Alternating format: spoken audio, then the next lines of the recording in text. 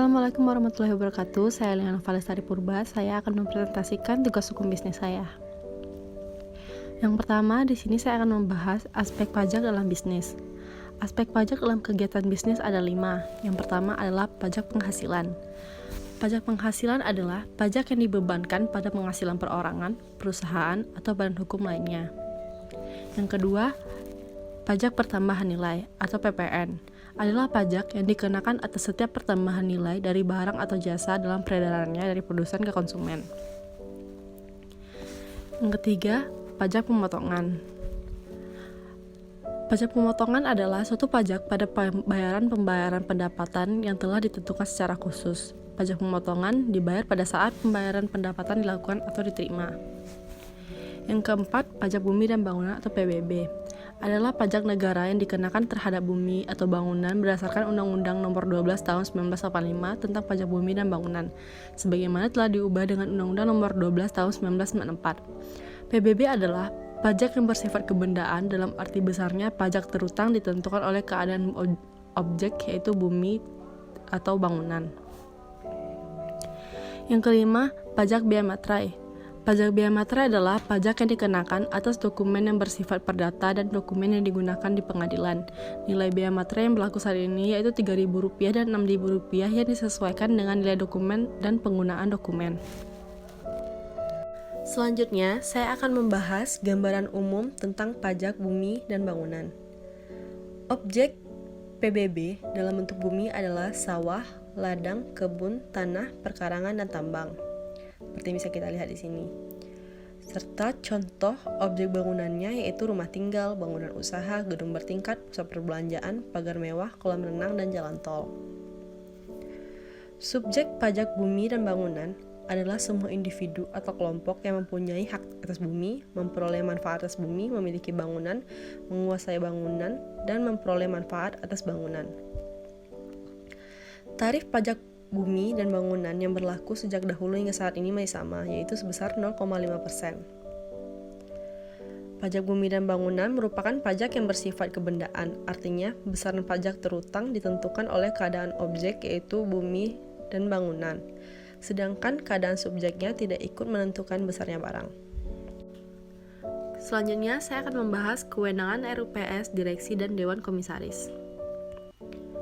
Kewenangan RUPS seperti bisa kita lihat di layar ini, terdapat 24 macam. Yang pertama, memutuskan penyetoran saham dalam bentuk uang atau bentuk lainnya. Kedua, menyetujui dapat tidaknya pemegang saham atau kreditor menggunakan hak tangnya sebagai kompensasi kewajiban penyetoran atas harga saham yang telah diambilnya. Untuk mempersingkat waktu, saya tidak akan membacakan semua ini, teman-teman bisa dapat nge-pause video saya. Selanjutnya, kewenangan direksi. Kewenangan direksi terdapat 7. Yang pertama, menjalankan pengurusan perseroan untuk kepentingan perseroan. Kedua, bertanggung jawab atas pengurusan perseroan. Ketiga, mewakili perseroan baik di dalam maupun di luar pengadilan. Keempat, direksi wajib membuat daftar pemegang saham, daftar khusus, risalah RUPS, dan risalah rapat direksi. Membuat laporan tahunan dan dokumen keuangan perseroan. Memelihara seluruh daftar, risalah, dokumen keuangan perseroan, dan dokumen perseroan lainnya. Kelima, wajib melaporkan kepada perseroan mengenai saham yang dimiliki anggota direksi yang bersangkutan dan juga kepada keluarganya dalam perseroan dan perseroan lainnya selanjutnya dicatat dalam daftar khusus. Keenam, direksi wajib meminta persetujuan RUPS untuk mengalihkan kekayaan perseroan, menjadikan jaminan hutang kekayaan perseroan yang merupakan lebih dari 50% jumlah kekayaan bersih perseroan dalam satu transaksi atau lebih, baik yang berkaitan satu sama lain maupun tidak. Ketujuh, dapat memberi kuasa tertulis kepada satu orang karyawan perseroan atau lebih kepada orang lain untuk melakukan perbuatan hukum tertentu sebagaimana yang diuraikan dalam surat kuasa. Lanjut, wewenang Dewan Komisaris. Yang pertama yaitu melakukan pengawasan atas kebijakan pengurusan, jalannya pengurusan pada umumnya baik mengenai perseroan maupun usaha dan memberi nasihat kepada direksi. Kedua, bertanggung jawab atas pengawasan perseroan. Ketiga, jika terjadi kesalahan dalam pengawasan yang dilaksanakan oleh direksi dan kekayaan perseroan tidak cukup untuk membayar kewajiban, maka Dewan Komisaris ikut bertanggung jawab atas kewajiban yang belum dilunasi. Keempat, Dewan Komisaris wajib membuat risalah rapat dan menyimpan salinannya, melaporkan kepada perseroan mengenai kepemilikan saham dan kekeluarganya, memberikan laporan tentang tugas pengawasan kepada RUPS. Kapan pengembalian perusahaan harus mendapatkan persetujuan RUPS? Untuk memperoleh persetujuan RUPS adalah sebagai berikut. Yang pertama, RUPS pertama. Dihadiri paling sedikit 3/4 bagian dari jumlah seluruh saham dengan hak suara hadir atau diwakilkan dalam RUPS. Disetujui paling sedikit 3/4 bagian dari jumlah suara yang telah dikeluarkan. RUPS kedua dilakukan paling cepat 10 hari dan paling lambat 21 hari setelah RUPS pertama dilangsungkan. Dihadiri paling sedikit 2/3 bagian dari jumlah seluruh saham dengan hak suara hadir atau diwakili dalam RUPS. Disetujui paling sedikit 3/4 bagian dari jumlah suara yang telah dikeluarkan. RUPS ketiga dilakukan paling cepat 10 hari dan paling lambat 21 hari setelah RUPS kedua dilangsungkan. Dilakukan berdasarkan penetapan Ketua Pengadilan Negeri yang daerah hukumnya meliputi tempat kedudukan perseroan dikarenakan RUPS pertama tidak mencapai quorum.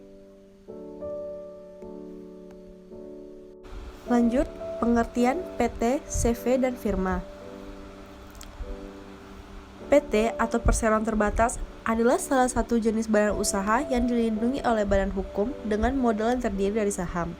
Seseorang yang dikatakan sebagai pemilik PT apabila memiliki bagian saham sebesar dari jumlah yang ditanamkannya. CV. CV adalah suatu bentuk badan usaha persekutuan yang didirikan oleh seseorang atau beberapa orang yang mempercayakan uang atau barang kepada seorang atau beberapa orang yang menjalankan perusahaan dan bertindak sebagai pemimpin untuk mencapai tujuan bersama dengan tingkat keterlibatan yang berbeda-beda di antara anggotanya. Firma adalah bentuk kemitraan badan usaha untuk menjalankan dan mengembangkan bisnis antara dua orang atau lebih dengan nama perusahaan yang sama. Oke, selanjutnya alur pendaftaran PT secara umum. Yang pertama, memilih notaris. Kedua, modal dasar pendirian PT. Ketiga, penentuan domisili usaha. 4. Penentuan bidang usaha. 5. Pemilihan nama perusahaan. 6. Pembuatan draft akta. 7. Tanda tangan.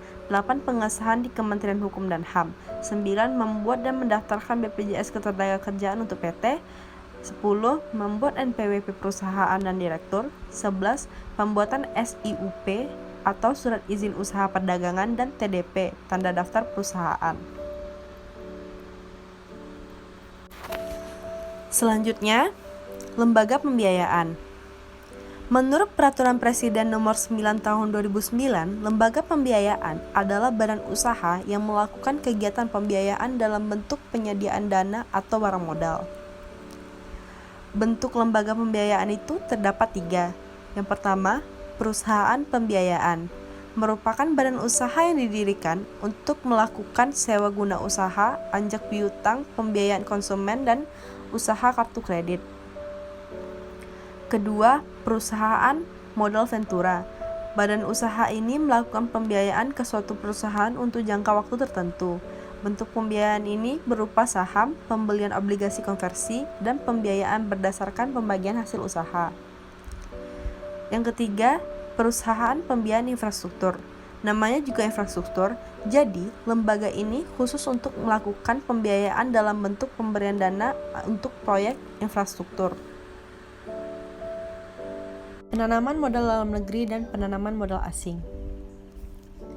Penanaman modal dalam negeri atau PMDN berdasarkan pasal 1 Undang-Undang Nomor 25 Tahun 2007 tentang penanam modal atau UU-PM, yaitu kegiatan menanam modal untuk melakukan usaha di wilayah negara Republik Indonesia yang dilakukan oleh penanam modal dalam negeri dengan menggunakan modal di dalam negeri.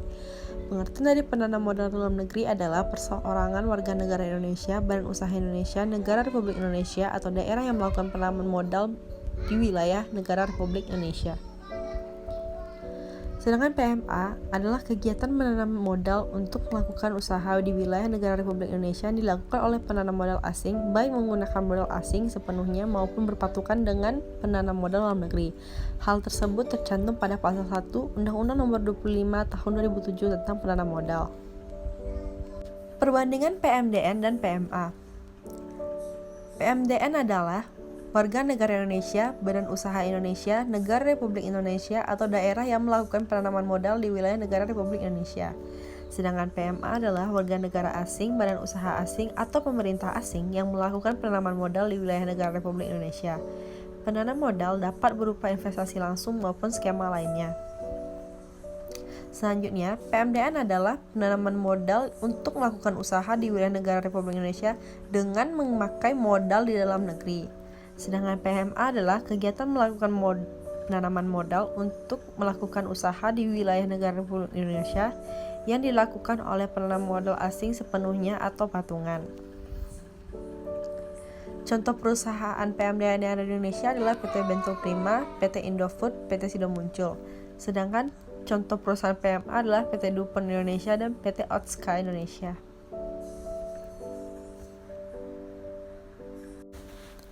Persyaratan pendirian PMA.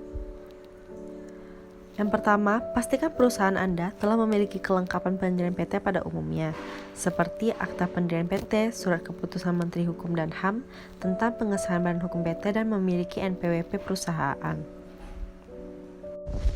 Yang kedua, untuk dapat mendirikan PT PMA, perusahaan Anda wajib memenuhi persyaratan nilai investasi dan permodalan untuk memperoleh perizinan penanaman modal, yakni memiliki kekayaan bersih lebih dari 10 miliar rupiah, tidak termasuk tanah dan bangunan tempat usaha berdasarkan laporan keuangan terakhir, atau memiliki hasil penjualan tahunan lebih dari 50 miliar rupiah berdasarkan laporan keuangan terakhir. Memiliki total nilai investasi lebih besar dari 10 miliar rupiah di luar tanah dan bangunan. Memiliki nilai modal ditempatkan yang sama dengan modal disetor paling sedikit 2,5 miliar rupiah. Mengenai persentase kepemilikan saham dihitung berdasarkan nilai nominal saham, dan untuk masing-masing pemegang saham, kepemilikan saham paling sedikit yaitu 10 juta rupiah.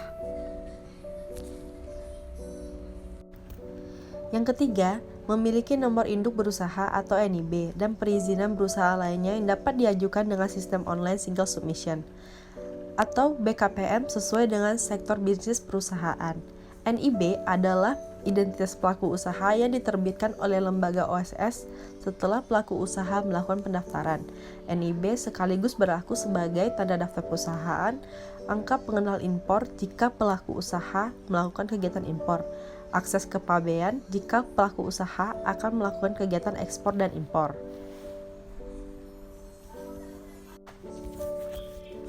Persyaratan pendirian PMDN. Yang pertama, bukti diri pemohon. Kedua, surat kuasa dari yang berhak. Yang ketiga, fotokopi nomor pokok wajib pajak atau NPWP pemohon. Keempat, uraian kegiatan. Kelima, syarat dari sektoral tertentu. 6, bukti bidang usaha yang dipersyaratkan kemitraan. 7, surat pernyataan di atas materai dari usaha kecil yang menerangkan bahwa yang bersangkutan memenuhi kriteria usaha kecil sesuai dengan Undang-Undang Nomor 9 Tahun 1995 serta melengkapi segala dokumen-dokumen yang diperlukan.